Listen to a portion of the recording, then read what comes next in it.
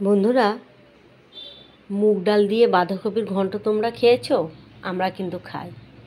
কড়াইয়ে তেল গরম করে গোটা জিরে, তেজপাতা, শুকনো লঙ্কা তেলের মধ্যে ফোড়ন দিয়ে দিলাম। তার সাথে কটা মুগ ডাল, 1 মুঠ মতো মুগ ডাল ফোড়নের সাথে ভেজে নিচ্ছি। আর এদিকে বাঁধাকপি কুচি কুচি করে কেটে নিয়েছি, আলু ডুমু ডুমু করে কেটে নিয়েছি, একসাথে ধুয়ে ভালো করে সেদ্ধ করে নিয়ে জল ঝরিয়ে নিয়েছি। ফোড়নের মধ্যে ঢেলে দিলাম, কড়াইয়ের মধ্যে পুরোপুরি ঢেলে নিয়ে ভালো করে একটু ভেজে নিচ্ছি। ভাজা হয়ে গেলেই পরিমাণ করে নুন আর হলুদ দিয়ে দিচ্ছি।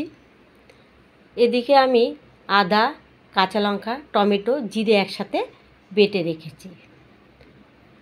তোমরা ইচ্ছা করলে কিন্তু জিরের গুঁড়োও দিতে পারো। আমি এখানে গোটা জিরে বেটে নিয়েছি, দিয়ে বাঁধাকপিটাকে ভালো করে কষিয়ে নিলাম মশলার সাথে। কষানো হয়ে গেছে, পুরোপুরি রেডি হয়ে গেছে। এই সময় পরিমাণ করে একটুখানি চিনি দিলাম, পরিমাণ বলতে গেলে অল্প করে চিনি দিলাম, আর একটু গরম মশলার গুঁড়ো দিয়ে দিলাম। দিয়ে ভালো করে একটু নেড়ে নিচ্ছি, ভালো করে একটু কষিয়ে নিচ্ছি। ঠিক নামানোর আগে একটু ঘি দিয়ে দিলাম।